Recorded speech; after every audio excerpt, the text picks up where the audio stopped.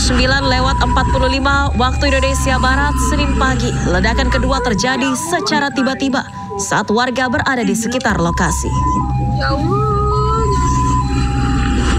Akibat ledakan ini, pemirsa, sejumlah orang dilaporkan tewas di tempat. Sementara lainnya mengalami luka berat dan langsung dilarikan ke RSUD Pamengpek untuk mendapatkan perawatan intensif.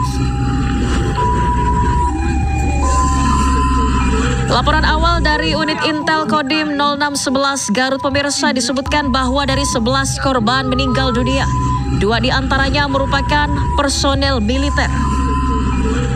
2 personil militer dilaporkan tewas adalah Kolonel CPL Antonius Hermawan dan Mayor CPL Anda Rohanda.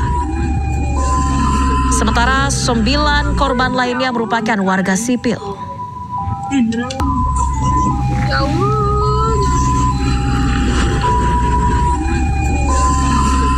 Ya pemirsa, inilah iring-iringan ambulans yang mengevakuasi belasan korban tewas.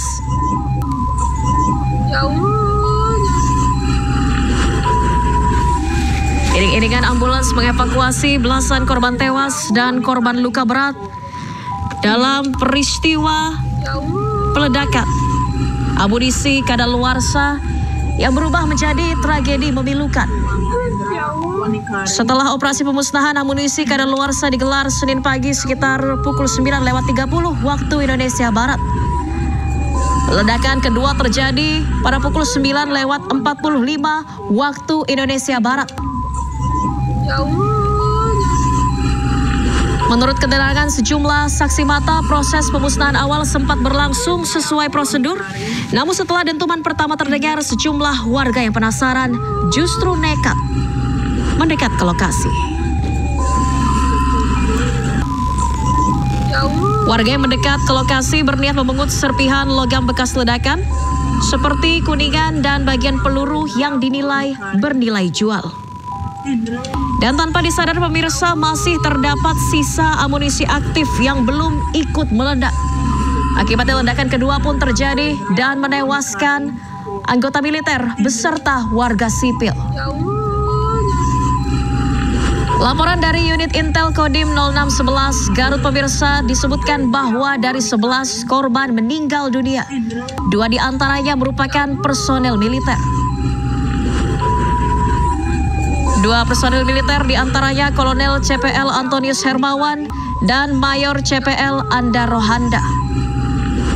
9 korban tewas lainnya merupakan warga sipil.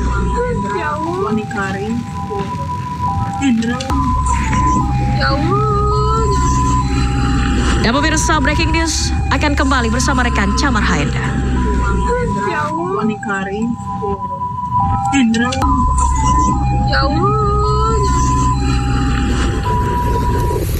Lokasi peledakan.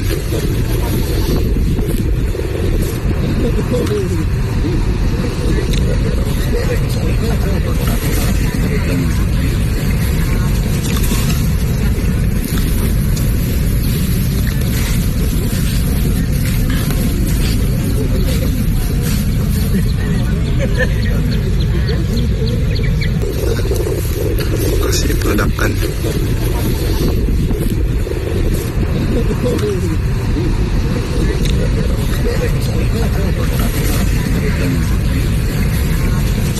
Pemirsa, Anda menyaksikan breaking news bersama saya Chamar Haenda.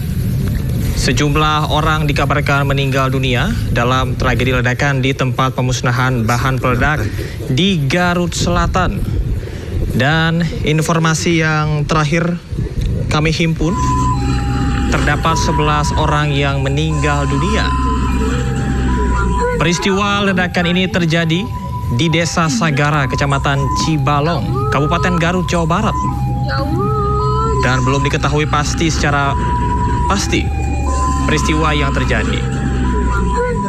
Dari informasi yang dibagikan warga di media sosial, insiden terjadi saat sejumlah warga di lokasi pemusnahan peluru kadaluarsa mendekat saat setelah ledakan terjadi. Mereka mengumpulkan sisa-sisa material seperti bekas selongsong peluru, pistol, dan kuningan yang dianggap bernilai jual. Namun mereka tidak menyadari masih ada bahan peledak yang belum meledak sepenuhnya. Informasi yang kami himpun terdapat 13 orang korban yang dilaporkan dan dilarikan ke Rumah Sakit Umum Daerah Pamengpeuk.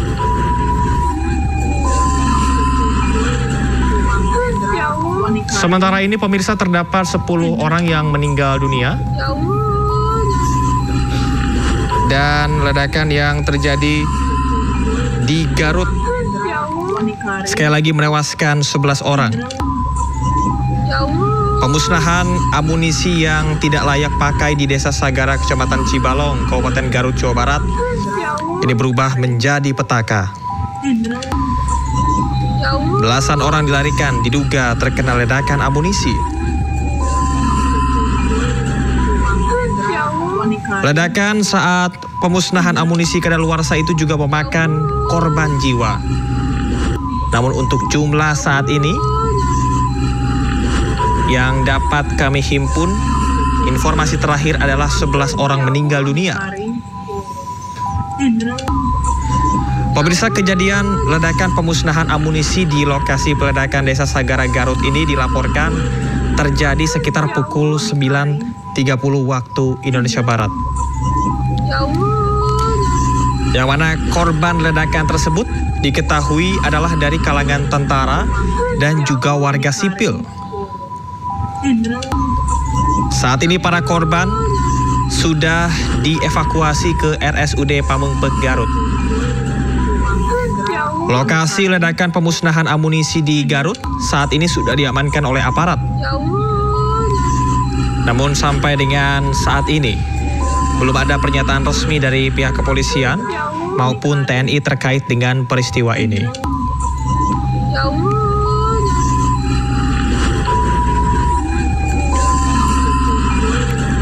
Informasi terakhir hari ini pemirsa, Senin 12 Mei 2025 pada pukul 9.30 waktu Indonesia Barat, bertempat di lokasi peledakan Desa Sagara, Kecamatan Cibalong, Kabupaten Garut, telah dilakukan pemusnahan bahan peledak. Namun sayangnya terjadi musibah di lokasi peledakan. 11 orang meninggal dunia. Adapun data korban yang berhasil kami himpun, di antaranya adalah Kolonel CPL Antonius Hermawan, Mayor CPL Anda Rohanda, Saudara Agus bin Kasmin, Saudara Ipan bin Obur, Saudara Anwar bin Inon, Saudara Ius Ibing bin Inon, Saudara Ius Rizal bin Saipullah, dan juga ada atas nama Toto, ada nama Dadang, Rustiawan, dan juga Endang.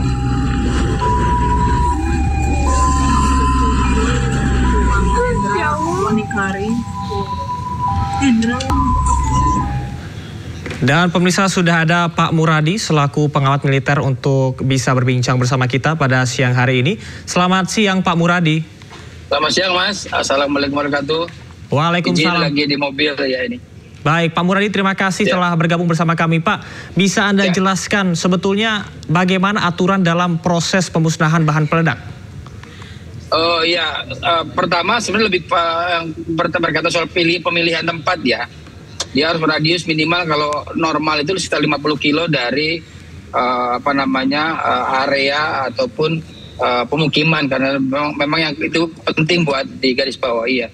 Yang kedua dia harus steril dari aktivitas lalu lalang publik, karena memang itu kan dia tidak semata-mata berkaitan soal pemusnahan peledakan, tapi juga misalnya efek dari itu, misalnya mortir dan sebagainya. Nah, yang tiga saya kira juga penting untuk dilihat bahwa pemilihan tempat itu menjadi salah satu rujukan penting bagaimana kemudian disposal weapon itu menjadi aturan yang memang kita sepakati bersama. Cuman kan ini gini loh Mas, saya ingin sedikit bicara ya soal Ingat nggak waktu di daerah Depok itu ya sempat rame ya, yang ada ledakan amunisi, gudang amunisi itu juga mirip-mirip sebenarnya. Bedanya kalau ini kan disposal area ya. Kalau yang di Depok itu kalau tidak salah itu kan gudang persenjataan senjata kemudian diledakan. Agak mirip sebenarnya, tapi memang khusus untuk misalnya disposal weapon itu minimal kalau normalnya aturan internasional itu 50 kilo. Jadi harus jauh dari pemukiman dan area tempat tinggal orang begitu. Baik, Pak Muradi, apakah menurut Anda kejadian seperti ini lazim terjadi dalam prosedur pemusnahan amunisi, atau apakah Anda pernah mendengar sebelumnya ada kejadian seperti ini, Pak? Apa sebetulnya yang harus kita pelajari dari kejadian tersebut? Kalau normalnya sebenarnya kan kita sudah antisipasi, misalnya ada area yang dibatasi, ada beberapa gate-gate tertentu ya. Jadi misalnya 10 kilo sebelum masuk area itu ada gate, kemudian berikutnya juga. Jadi memang ada aturan yang ketat sebenarnya. Tapi sekali lagi saya bilang kita kan dalam situasi yang kerap kali membuat proses prosedurnya tidak terlalu ketat. Itu yang pada akhirnya terjadi kecelakaan. Kalau ini kan kecelakaan, Mas, memang nggak bisa kita salahkan sepenuhnya ya. Tapi paling tidak proses tahapan untuk menjauhkan disposal weapons area dari publik, dari pemukiman, dari area yang sifatnya kemudian berkaitan dengan aktivitas orang itu memang penting untuk dilakukan. Jadi hari ini saya kira kalau di Pamengpeuk sih kalau normalnya harusnya jauh, tapi kan sekali lagi betul bahwa begitu ada aktivitas di sana orang merapat, dan itu yang saya kira pada akhirnya posisi kecelakaan hari ini menjadi salah satu situasi yang memang nggak bisa kita hindari.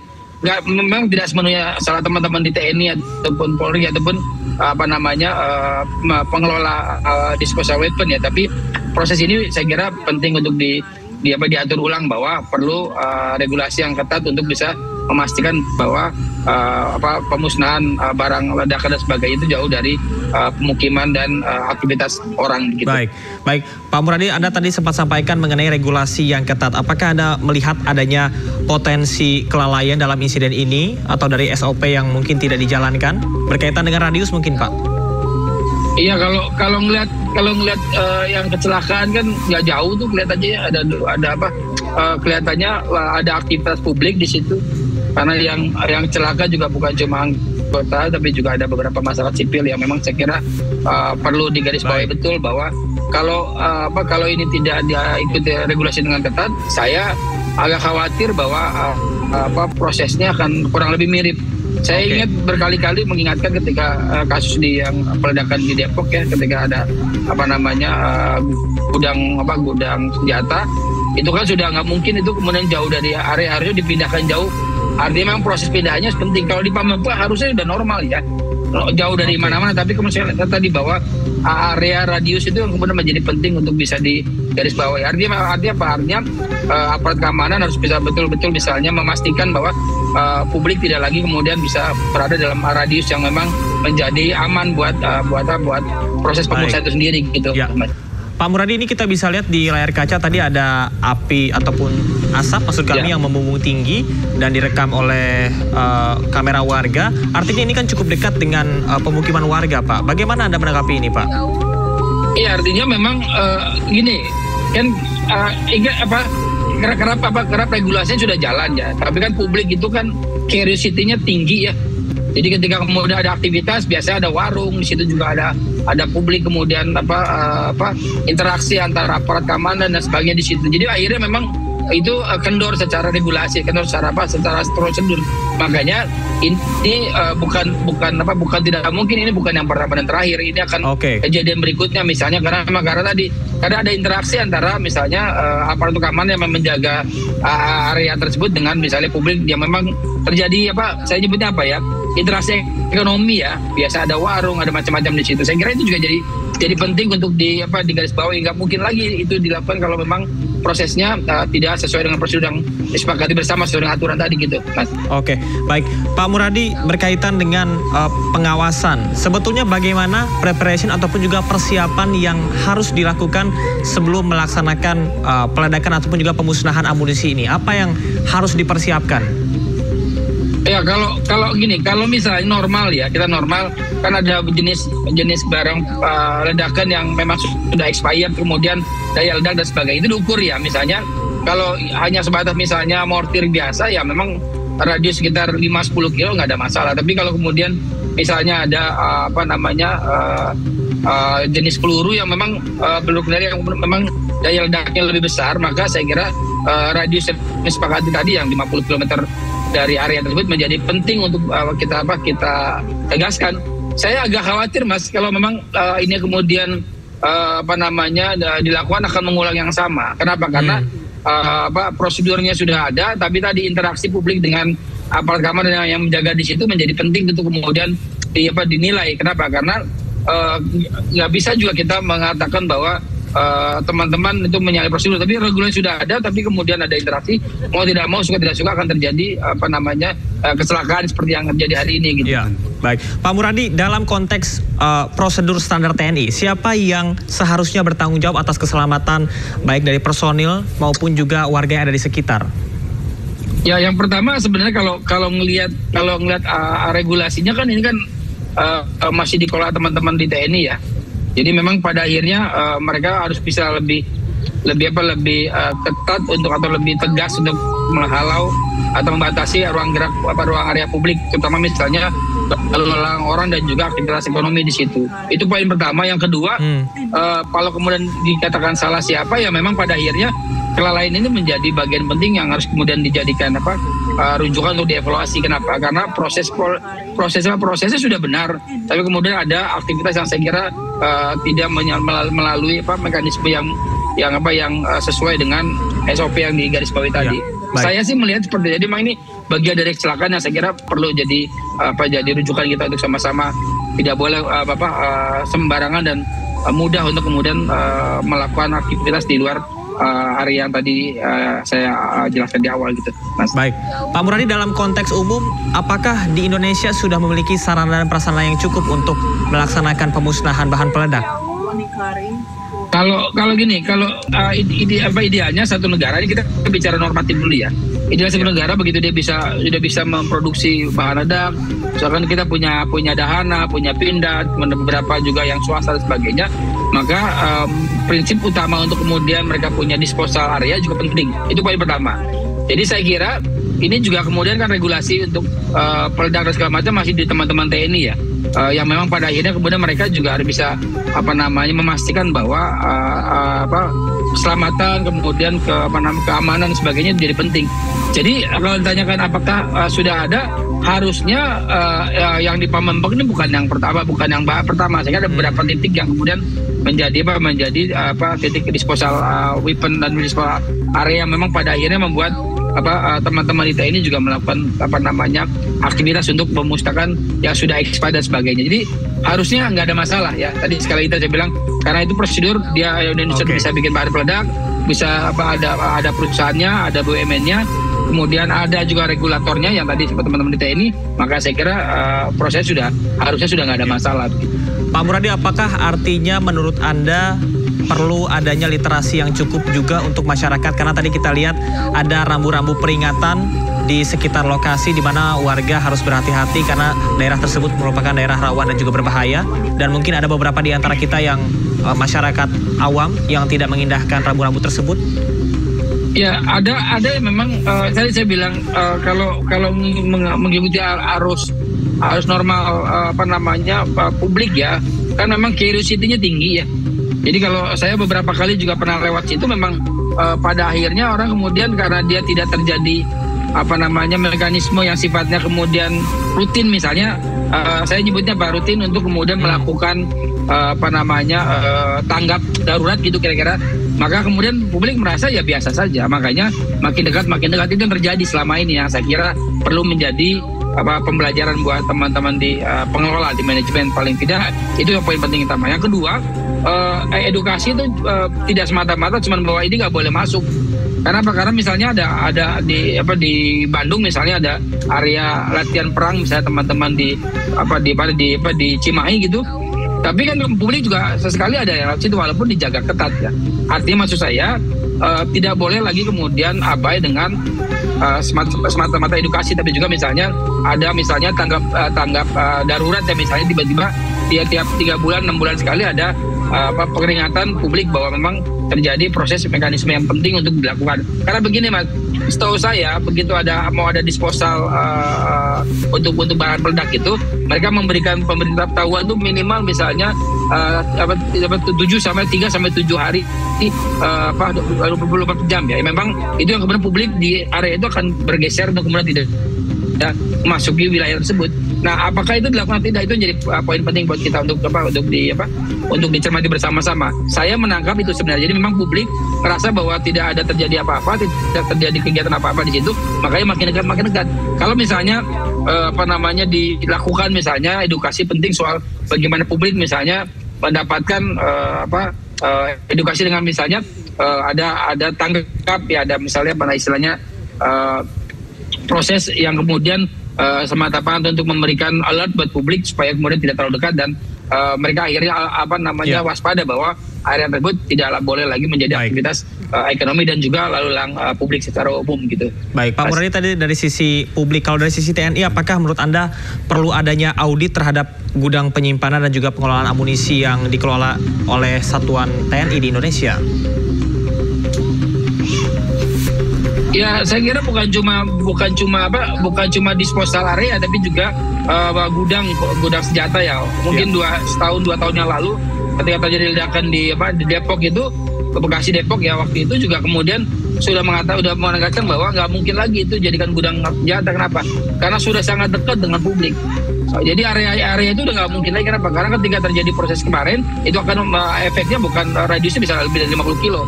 Nah, artinya apa? Artinya memang TNI harus mulai kemudian mencanangkan katakanlah untuk memindahkan semua gudang senjata, semua disposal area misalnya untuk menjauh dari wilayah publik. Dan saya kira dengan model ini bisa ada 2 opsi ya. Opsi pertama misalnya opsi di pulau ya, di pulau model-model kayak ketika Perancis menggunakan Mikronesia atau Polinesia untuk kemudian melakukan upaya uji coba dan sebagainya, atau memang menjauhkan itu misalnya di area-area dekat jauh dari jangkauan publik. Nah, yang paling mungkin dengan wilayah kita yang kepulauan ini, kita bisa menggunakan pulau misalnya untuk bisa menjaga publik tidak terlalu merapat dengan agenda tertentu. Kenapa? Karena dengan begitu kita bisa memastikan bahwa tidak ada area yang kemudian dimasuki publik, dan dari situ ukuran keselamatannya menjadi terukur, Mas. Karena selama ini misalnya kita masih menggunakan gudang yang lama ya. Saya ingat sekali misalnya teman-teman di Dahana ya, ada di Tasik, ada di di Bandung, kemudian juga ada di Subang gitu kan. Mau tidak mau memang harus menjauh dari jangkauan publik, karena ini bukan suatu hal yang utama. Atau misalnya Pindad ya. Pindad waktu zaman Pak Rai Kudu, Menhan itu sudah mencanangkan akan pindah ke Lampung. Sampai hari ini kan kita belum dapat kabar itu. Nah, proses itu yang saya kira penting untuk digarisbawahi betul. Baik. Supaya makin jauh ke publik, supaya mereka bisa fokus pada 2 hal. Pertama, fokus pada kualitas pembuatan atau kualitas penjagaan proses disposal. Yang kedua adalah ya tadi menjaga keselamatan area dari jangkauan publik itu sendiri. Itu, Mas. Ya, Pak Muradi, terakhir menurut Anda seberapa penting insiden ini ditangani secara transparan, mengingat tentunya akan berpengaruh terhadap citra dan juga reputasi kepercayaan publik terhadap TNI? Saya kira ini nggak main-main ya, karena ini akan pasti jadi isu internasional. Kenapa? Karena kita kan juga terhubung ya dengan kaitan dengan model pola pembuatan senjata, pola penghajar senjata itu memang mau tidak mau itu akan terhubung dengan teman-teman di luar. Nah, maksud saya ini harus serius untuk ditangani, serius untuk kemudian segera kemudian dicarikan solusinya. Kalau saran saya kalau memang susah untuk kemudian ya memang akhirnya membangun sama sekali pulau yang mau tidak berpenghuni, kemudian dibangun ulang, dan itu yang kemudian terjadi dilakukan untuk kemudian disposal area. Dari situ kita juga bisa kemudian mendorong proses pembangunan area baru untuk militer. Terutama misalnya kan ada perubahan paradigma nih, Mas, dari mulai doktrin dan sebagainya. Saya kira mulai penting untuk kemudian memikirkan gudang yang baik, gudang yang aman, kemudian juga disposal yang bisa kemudian tidak menjadi jangkauan publik itu sendiri gitu, Mas. Terima kasih. Insiden yang harus ditangani serius dan juga harus ada evaluasi yang betul-betul dilakukan oleh pihak TNI karena menyangkut keamanan masyarakat. Terima kasih kepada Pak Muradi atas informasinya telah bergabung bersama kami di iNews. Salam sehat, selamat beraktivitas kembali. Terima kasih, Mas. Terima kasih, sama-sama. Waalaikumsalam warahmatullahi wabarakatuh. Dan pemirsa, kita akan kembali breaking news, namun sebelumnya kita akan melihat situasi dan kondisi terkini di lokasi di mana ledakan yang terjadi. Tadi sudah sempat disampaikan bahwa diduga bisa saja adanya kelalaian SOP yang tidak dilakukan.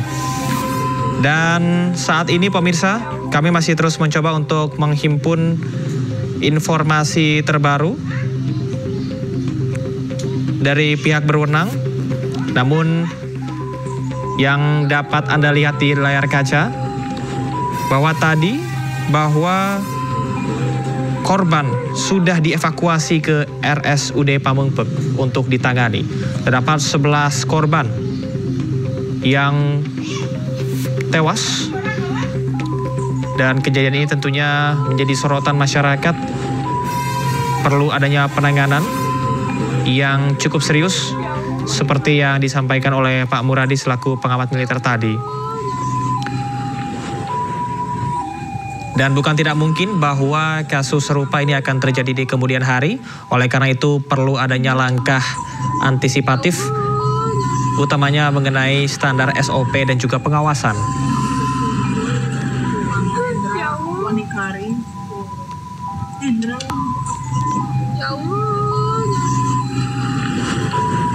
Kejadian ini terjadi di Garut pemirsa, di mana sejumlah bahan peledak yang sudah kadaluarsa yang akan dimusnahkan. Namun ternyata masih ada beberapa bahan peledak yang belum meledak sehingga menewaskan 11 orang, termasuk anggota TNI dan juga warga sipil. Kepanikan ini juga terlihat di sekitar lokasi.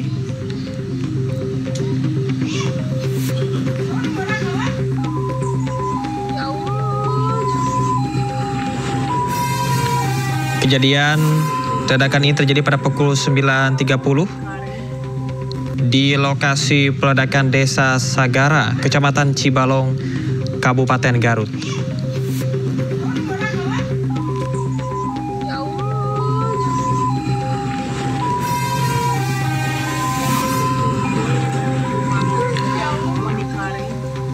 Pihak setempat ini sudah berkoordinasi kepada aparat terkait dengan pengamanan lokasi peledakan dan juga menyatakan aman kepada warga sekitar.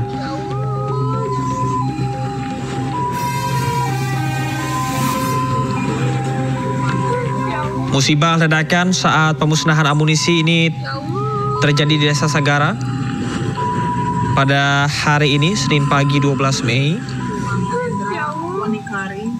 Sekitar pukul 9 saat kegiatan pemusnahan amunisi tidak layak pakai. Dapat kami informasikan bahwa lokasi peledakan ini berada di area yang biasanya digunakan untuk pemusnahan amunisi dan jauh dari pemukiman warga. Daftar korban yang sudah dikonfirmasi pemirsa atas nama Kolonel CPL Antonius Hermawan, Mayor CPL Andarohanda, Agus bin Kasmin, Ipan bin Obur, Anwar bin Inon, Ius Ibing bin Inon, Ius Rizal bin Saipullah, Toto, Dadang, Rustiawan dan juga Endang. Sementara para korban ini sudah dievakuasi ke RSUD Pamengpeuk untuk penanganan lebih lanjut. 2 perwira TNI dan juga 9 warga sipil tewas, dan saat ini pihak berwenang termasuk aparat kepolisian dan juga militer telah mengamankan lokasi kejadian dan juga memastikan area sekitar dalam kondisi aman. Sementara untuk investigasi yang lebih lanjut ini akan segera dilakukan untuk mengetahui penyebab pasti dari ledakan.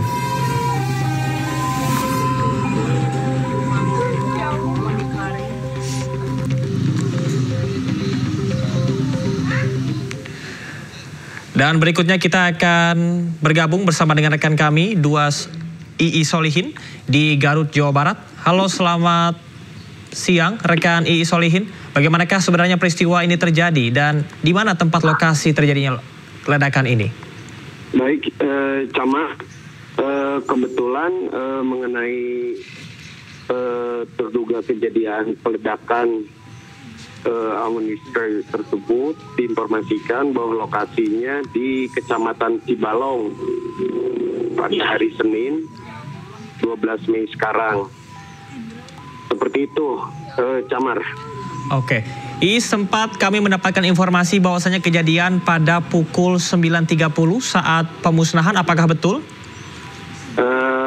Kebetulan saya dapat informasi sekitar pukul 10. Oke, baik. Kamar, 10 pagi.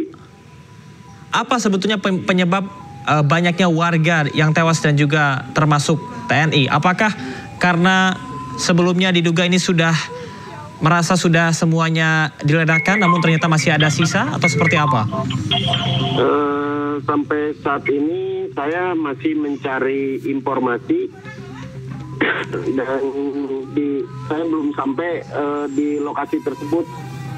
Cuman mendapat informasi bahwa korban meninggal dunia itu sebanyak 13 orang, seperti itu. Oke, 13 orang. Informasi terakhir adalah 11. Artinya ada tambahan 2 lagi. Diinformasikan 11, bukan 13. 11 ya. Baik, saya konfirmasi bahwa warga dan juga TNI yang meninggal ini jumlahnya semuanya ada 11. Betul? Itu mendapat baru informasi dan saya sampai saat ini masih mencari informasi seperti apa di lokasi, begitu Camar. Baik, artinya apakah ada kemungkinan ada korban lain yang belum ditemukan atau seperti apa, II? Ya, informasi itu saya masih sampai saat ini mencari informasi tersebut. Oke. Belum mendapatkan informasi yang terbarunya, begitu. Baik. Camar. II, Anda bisa gambarkan bagaimana situasi dan kondisi yang ada di sana saat ini? Sampai saat ini kan saya lagi di perjalanan menuju lokasi tersebut dan saya belum bisa memberikan informasi situasi yang berada di sana, begitu Camar. Oke, baik II, dari lokasi Anda saat ini ke titik ledakan itu kira-kira berapa kilometer dan juga berapa lama? Apakah ada dampak ledakan yang dirasakan oleh warga sekitar juga dari suara ataupun juga getaran?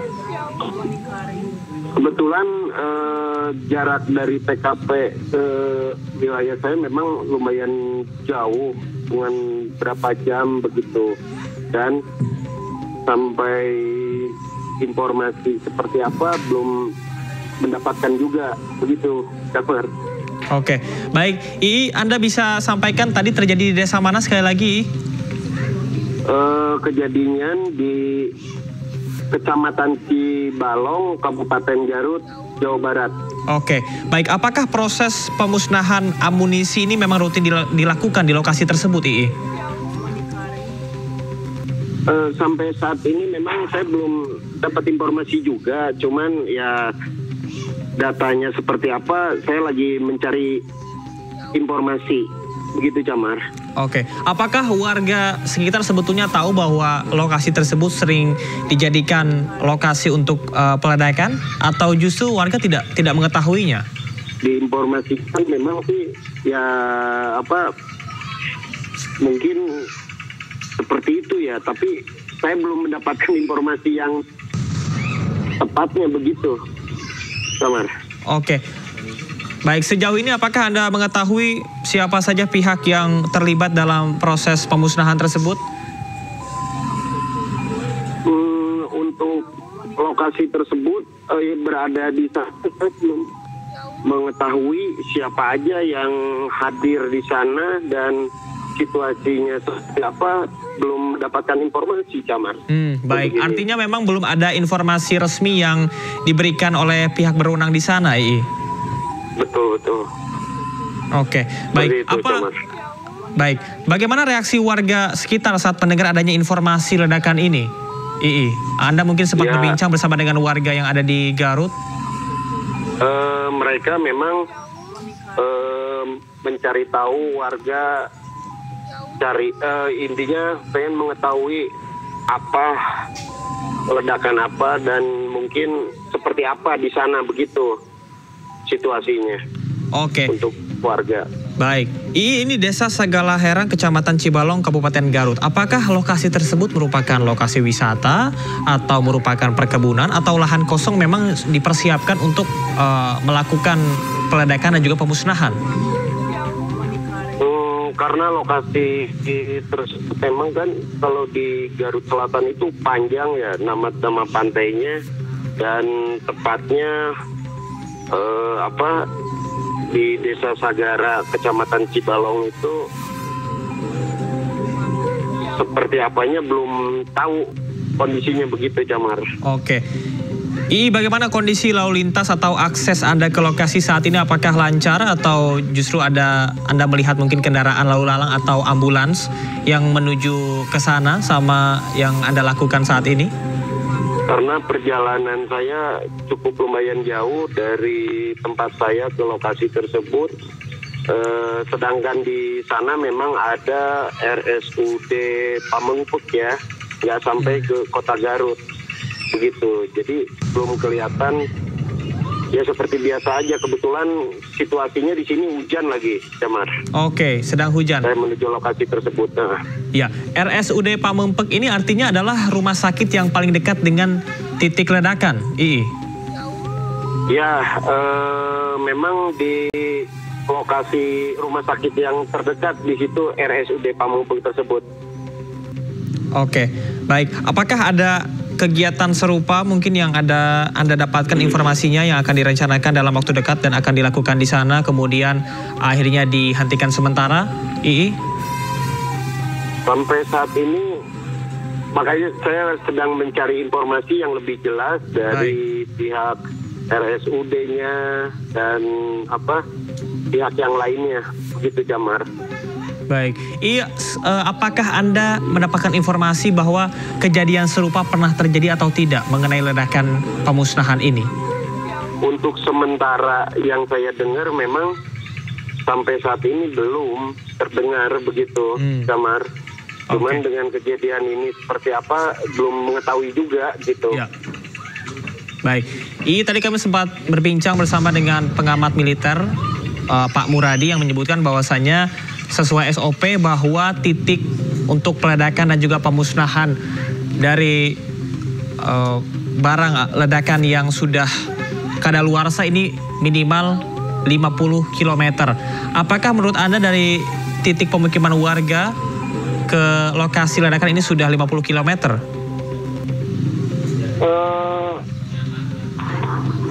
Sampai saat ini saya belum sampai lokasi tempat kejadian tersebut. Dengan tempat kejadian dan warga tuh berapa jauhnya belum mengetahui, begitu Camar. Oke. Baik, kami akan tunggu informasi selanjutnya dari Anda dan kita akan tunggu sampai Anda tiba di lokasi untuk melihat situasi dan kondisi dan juga mengabarkan langsung dari sana. Terima kasih kepada Solihin atas informasinya. Hati-hati di jalan. Oke. Dan pemirsa, inilah gambar terbaru di mana asap tebal membumbung tinggi di titik ledakan. Ini merupakan gambar amatir yang diambil langsung oleh warga setempat dan juga terdengar suara ledakan yang begitu dahsyat di sana. Apabila kita lihat dari layar televisi, dari titik warga mengambil gambar kepada titik ledakan ini sekitar 2 sampai dengan 3 km saja, artinya cukup dekat.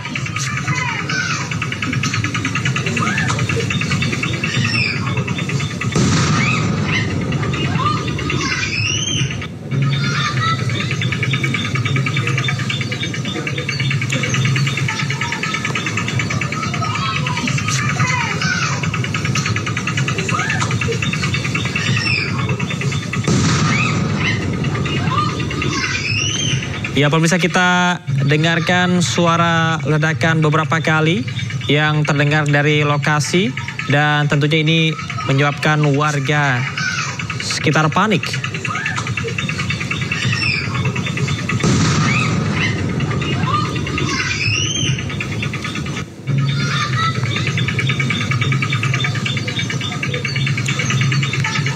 Dan pemirsa, jangan kemana-mana, usai jeda berikut Breaking News akan segera kembali, tetaplah bersama kami.